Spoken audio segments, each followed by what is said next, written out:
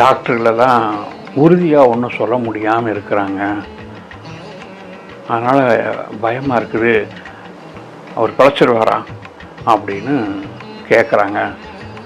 இதுக்கு எப்படிங்க பதில் சொல்கிறதுன்னு ஜோதிடத்தில் அப்படி பார்க்க முடியாதா? நிச்சயமாக முடியும் என்று இருந்தாலும் மிகச்சரியாக திசாபுத்திகள் எல்லாம் கணக்கிட்டு பாருங்கள். ஓரளவுக்கு என்று தான் சொல்ல முடியும், வழியே துல்லியமாக சொல்ல முடியாது. வகையிலே ஜாமக்கோள் பிரசனம் மிகச்சிறப்பாக துல்லியமாக காட்டுகிறது என்பதை இங்கே நாம் பார்க்க இருக்கிறோம் என்ற பதிவிலே.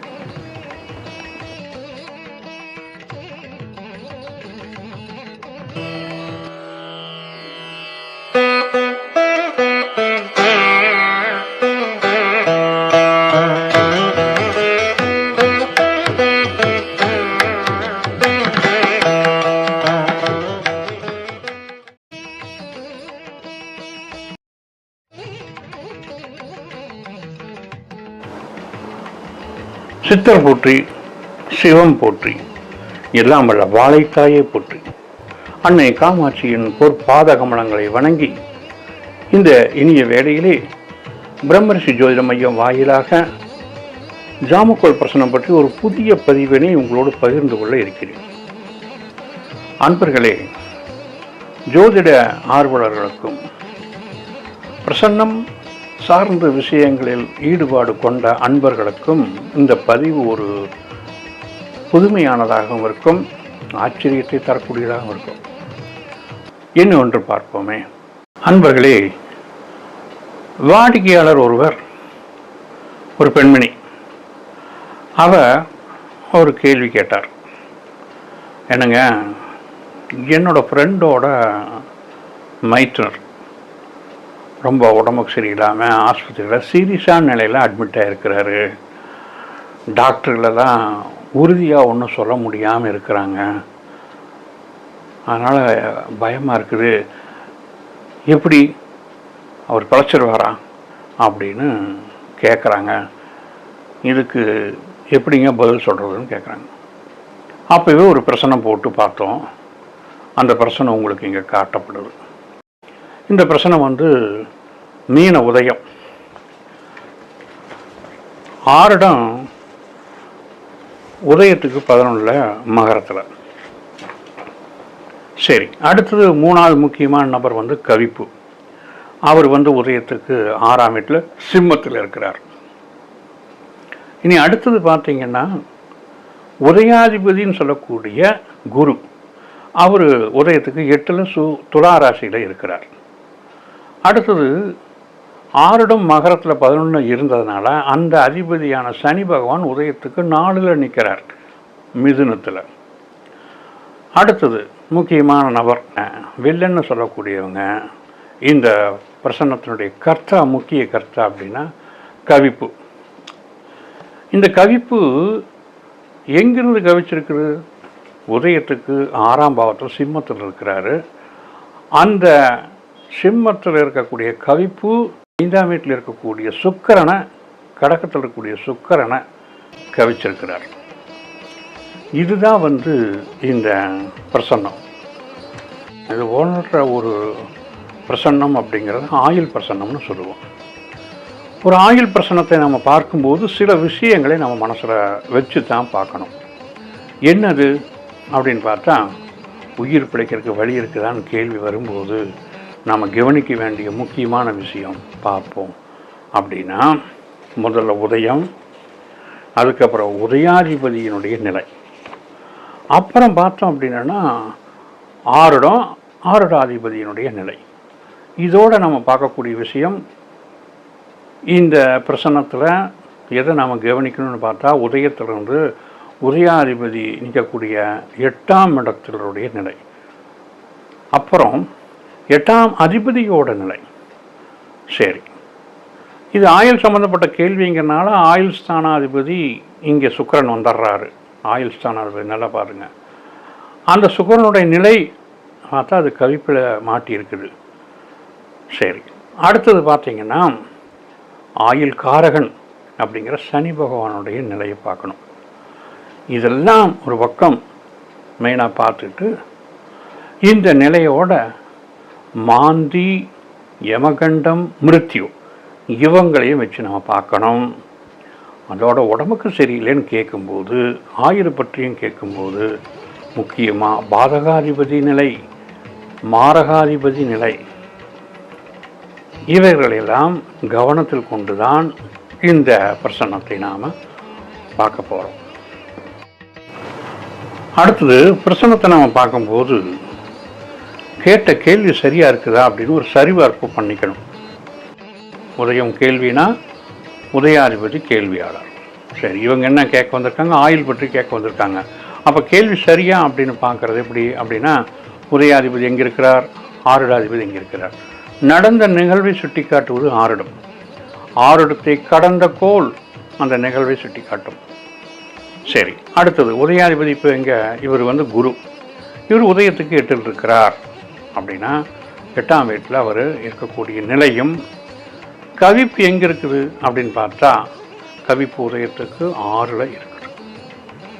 அப்போது நோய்வாய்ப்பட்டு இருக்கிறார் என்பதை காட்டுகிறது. சரிதான். 8ஆம் வீட்டில் உதயாதிபதி இருக்கிறார், துன்பத்தை அனுபவித்து கொண்டிருக்கிறார், அதுவும் சரிதான். அப்போது இந்த கேட்ட கேள்வி ஆஸ்பத்திரியில் சீரியஸான நிலையில் இருக்கக்கூடிய இந்த ஜாதகர் பிழைப்பாராங்கிறது. அப்போது சீரியஸாக இருக்கிறார் அப்படிங்கிறத 8ஆம் இடத்தில் இருக்கக்கூடிய உதயாதிபதியான குரு காமிச்சிட்டார். நோய் வாய்ப்பட்டு இருக்கிறார் அப்படிங்கிறது 6ஆம் இடத்துல இருக்கக்கூடிய கவிப்பு. சரி, யாரை கவிச்சிருக்கார்? சுக்கிரனை கவிச்சிருக்கார். சுக்கிரன் யாரு? 8ஆம் வீட்டினுடைய அதிபதி. சரி, 8ஆம் வீட்டை பற்றி சுட்டி காட்டுது. அங்கே குரு இருக்கிறார், பகை பெற்று நிற்கிறார், எதிரான ஒரு சூழலில் இருக்கிறார். நம்ம தெரிஞ்சுக்கணும். ஹோரை என்ன? புதன் ஹோரை. நீங்கள் பிரசன்னத்தில் இந்த ரெண்டையும் ரொம்ப கவனமாக பார்க்கணும். பலர் பேர் இதை விட்டுறாங்க. ஜாமகிரகத்தை மட்டும் பார்த்தா போதும், அல்லது உதயம் ஆருட கவிப்பு பார்த்தா போதும்னு நினைக்கிறோம். இல்லை, ஆயுள் சம்மந்தப்பட்ட விஷயங்களுக்கு இதையும் நம்ம கவனிக்கணும். ஒரு பிரசன்னத்துக்கு முக்கியத்துவம் தரக்கூடிய பல விஷயங்களில் கௌரியும் ஓரையும் ரொம்ப ரொம்ப முக்கியம்தான். அந்த வகையில் பார்த்தா இந்த கவிப்பு ரகசியத்தை சொல்லும்னு இருந்தாலும் இந்த கௌரியும் ஓரையும் அதை சூப்பராக எடுத்து காட்டியது. 8ஆம் வீட்டில் இருக்கக்கூடிய குரு அவஸ்தையில் இருக்கிறாருன்னு காமிச்சது. துன்பம், துயரம், ரொம்ப சிரமம் அப்படிங்கிற நிலையில் இருக்கிறாருன்னு தெரிஞ்சிருச்சு. நோய்வாய்ப்பட்டு தான் இருக்கிறாருன்னு கவிப்பு 6ஆம் வீட்டிலேருந்து காமிச்சிருச்சு. அவர் சுக்கிரனை கவிச்சிருக்கிறனால 8க்குண்டான செயல்பாடுகளில் ஆயுள், துன்பம், துயரம் இதை எல்லாமே பிடிச்சு வாட்டுது, வாழ ஒடுக்குது அப்படிங்கிறது தான் இந்த பிரசனம் சொல்லுது. இது மட்டுமா? இதோட ஒன்று பாருங்கள். முக்கியமாக நம்ம கவனிக்க வேண்டியது என்னென்னா, பிரசனம் எதை சுட்டி காட்டுதுங்கிறது கௌரியும் ஓரையும் அதை சுட்டி காட்டிடும். பிரசனம் போட்ட வேலையிலே கௌரியானது தன கௌரி என்று வருகிறது. தனம் குருவை சார்ந்து வெளிப்படுத்தக்கூடிய கௌரி. அப்படியான குருவினுடைய நிலையை இந்த பிரசன்னம் மிக பிரதானமாக முக்கியமாக சுட்டி காட்டுகிறது என்று நாம் தெரிந்து கொள்ள வேண்டும். அதே போல் அடுத்த முக்கியத்துவம் தரக்கூடியது ஹோரை என்று பார்க்கும்போது அது புதன் ஹோரை. ஆக இந்த பிரசன்னத்தின் பாதகாதிபதி, மாரகாதிபதி, அடுத்ததாக கேந்திராதிபதியான புதன் வலிமையாக செயல்பட்டு கொண்டிருக்கிறது என்பதை நாம் தெரிந்து கொள்ள வேண்டும். அவருடைய நிலைதான் இங்கே பிரசன்னத்திற்கு முக்கியத்துவம் வாய்ந்து செயலாற்றி கொண்டிருக்கிறது என்று நாம் புரிந்து கொண்டால் இந்த பிரசன்னம் என்ன சொல்கிறது என்று நாள் விளங்கிவிடும். இதோடு நம்ம கவனிக்க வேண்டியது என்னன்னா, இந்த பிரசன்னத்தில் ஏற்கனவே நம்ம சொன்ன மாதிரி மாந்தியோட நிலை, யமகண்டம் நிலை, மிருத்யு இவர்களை நாம் கவனிக்க வேண்டும். இதோடு இந்த பிரசன்னத்தில் இருக்கக்கூடிய கேள்விக்காக நாம் சரிபார்ப்புன்னு அதை பார்த்ததுனால பலன் எப்படின்னு பார்க்கறதுக்கு முன்னாடி இதெல்லாம் கேள்வி சரிபார்ப்பு சரிதானான்னு செக் பண்ணி பார்க்கக்கூடிய விஷயம். இனி பலன் பார்ப்போம். ஒரு திரைப்படத்தில் இறைவன் சொல்லுவார், கேள்வியும் நானே பதிலும் நானே அப்படி. அதுபோல் இந்த ரெண்டும் ஒன்றா அமைஞ்சிருக்குது அப்படிங்கிறது இந்த பிரசன்னத்தில் தான். கேட்ட கேள்வி என்னங்கிறதும் பார்த்துட்டோம், அந்த கேள்விக்கான பதிலையும் அதே பிரசன்னத்தில் இருக்குதுங்கிறத காமிக்குது. அப்படிங்கிறது தான் இங்கே பிரசன்னத்தினுடைய சிறப்பு. இப்போது இறைநிலை அங்கே உணர்த்துகிறது அப்படிங்கிறனால தான் பாட்டும் நானே பாவம் நானேங்கிற பற்றி சொன்னோம். அப்போ கேள்வியும் நானே, அதற்கான பதிலும் நானே, அந்த இறைநிலையாக பிரச்சனை காமிக்குது அப்படிங்க நம்ம தெரிஞ்சுக்கணும் அப்படிங்கிறத சொல்ல வர்றோம். சரி, இப்போ பலன் எப்படி எடுக்கிறோம் அப்படின்னு பார்த்தா, கேள்வி தெரிஞ்சிருச்சு, சரி பார்த்துட்டோம், ஓகே. இனி அடுத்தது பதில் இதுக்கு என்ன வருது? உதயாதிபதி குரு உதயத்துக்கு 8ஆம் வீட்டில் துன்பத்தில் இருக்கிறார், சரராசியில், துளாராசியில். அப்படின்னா ரொம்ப வேகமாக சிரமப்பட்டுக்கிட்டு இருக்கிறார், துடிப்பாக இருக்கிறார், துடித்து கொண்டிருக்கிறார், வேதனை அனுபவித்து கொண்டிருக்கிறார்ங்கிற நிலை. அங்கே அவர் சுகமாக இல்லை, பாதிப்பான பகைவிட்ட நிலையில் அங்கே இருக்கிறார். அப்போது ஜாதகர் அவ்வளவு வருத்தத்தில், துன்பத்தில், துயரத்தில் இருக்கிறார்னு அர்த்தம். சரி, அதே போல் பிரசனத்துக்கான பதிலை சொல்லக்கூடிய ரகசியம் என்ன அப்படிங்கிறத பார்த்தா கவிப்பு தான். அப்போ கவிப்பு என்ன ரகசியத்தை மறைச்சி வச்சிருக்குது பாருங்கள். ஆருடம் 11ஆம் வீட்டில் விழுந்திருந்தாலும் அந்த அதிபதி, ஆருடாதிபதினு சொல்லக்கூடிய சனி பகவான் உதயத்துக்கு 4ல் மிதுனத்தில் இருக்கிறார். நல்லா இதை கவனிக்கணும். உடல் நலம் குன்றி இருக்கக்கூடிய சூழலில் ஆருடாதிபதி சுட்டி காட்டுவது உடல் தேகம் பாதிக்கப்பட்டிருப்பதை 4ஆம் இருக்கக்கூடிய சனி பிணிகாரகன் அமர்ந்திருப்பதிலிருந்து நாம் தெரிந்து கொள்ளலாம். அங்கே தனது நண்பர் வீட்டில் வலுவாக அந்த செயல்பாட்டை இந்த பிரசனத்துக்கு எதிராக செய்து கொண்டிருக்கிறார் என்பதை நாம் தெரிந்து கொள்ள வேண்டும். 8ஆம் வீடு சுக்கிரனுடைய வீடு. அந்த துலாமனையில் இருக்கக்கூடிய நீதிமான் என்று சொல்லக்கூடிய சனி பகவான் இங்கே ஏதோ ஒரு சூழலிலே உடல் நலத்தை, பிணியை கொடுத்து வருத்தி கொண்டிருக்கிறார். ரகசியம் சொல்லக்கூடிய கவிப்பு ஸ்திரராசியிலிருந்து சரராசிக்கு போய் கொண்டிருக்கிற. இப்போ நீங்கள் பாகையை பார்த்தீங்க அப்படின்னா, இந்த பிரசனத்தில் பாகை அடிப்படையில் கவிப்பு சிம்மத்தில் 6 பாகையில் இருக்குது. அடுத்தது அது நேராக சுக்கிரனை கவிச்சிருக்குது. சரராசியில் இருக்கக்கூடிய சுக்கிரனை போய் அந்த ராசிக்குள்ளே நுழைய போகுது. அப்போ இன்னும் வேகமான இந்த செயல்பாடுகள் நிகழ்த்த போகிறது. சுக்கிரனை கவித்து விட்டால் ஆயுள் முடிந்துவிடும் என்பது பிரசன்னம் நமக்கு தரக்கூடிய ரகசியம், அந்த செய்தி. சரி, அடுத்தது இதுக்கு வலு சேர்ப்பது போல பார்த்தோம் அப்படின்னா, இந்த மாதிரி ஆயுள் பிரசன்னத்துக்கு யமகண்டம் எப்படி இருக்குதுன்னு பார்க்கணும், மாந்தியினுடைய நிலை எப்படி இருக்குன்னு பார்க்கணும், மிருத்துனுடைய தன்மை எந்த மாதிரி இருக்குன்னு பார்க்கணும். இப்போ பாருங்கள், இங்கே யமகண்ட ஆருடம் 11ஆம் வீட்டில் மகரத்தில் இருக்கும்போது அங்கே 24 பாகை ஆருடம். யமகண்டம் 23.6 பாகையில் இருந்திருக்குது. கிட்டத்தட்ட ரொம்ப நெருங்கிய நிலையில் தான் இருந்திருக்காங்க. அப்படின்னா அங்கே ஒரு பாதிப்பான சூழலில் தான் அவங்க இருக்கிறாங்க. கிட்டத்தட்ட உயிருக்கு ஆபத்துன்னு சொல்லக்கூடிய யமகண்டத்தை தாண்டி விட்டார் என்று இருந்தாலும் அந்த ராசியிலே தான் இருவரும் இருக்கிறார்கள் அப்படின்னு நாம் தெரிஞ்சுக்கணும். சரி, யமகண்டம் ஒரு வகையில் இப்படி இருந்தாலும் உதயத்தை பாருங்கள். உதயம் 10.39 பாகையில் இருக்குது. மாந்தின்னு சொல்லக்கூடிய குளிகன் அங்கே 11.6 பாகையில் இருக்காங்க. 6 கலை, இப்போ 11 பாகையில் 2 ரொம்ப நெருக்கமாக இருக்காங்க. அப்படின்னா உதயம் மாந்தியை நோக்கி சென்று கொண்டிருக்கிறது. போதாதா? இதோடு அந்த ராசி ஜாமகிரகம் பாம்பு அங்கே இருக்குது. அது 5.30 பாகையில், அதுவும் அதே ராசியில் தான் இருக்குது. அப்படின்னா நெருக்கடியான இக்கட்டான சூழலில் தான் இந்த ஜாதகர் இருந்து கொண்டிருக்கிறார். உதயத்தை பாம்பு கடந்து விட்டாலும் அந்த ராசியிலேயே தான் இன்னும் பாதிப்பு கொடுத்துட்ருக்கிறார். எப்போ வேணாலும் என்ன வேணாலும் நடக்கலாம் அப்படிங்கிறத பாம்பினுடைய செயல்பாடு, ஜாமகிரகத்துடைய அந்த பாம்பு செய்யக்கூடிய செயல்பாடு இன்னும் முழுமையாக நீங்கவில்லை.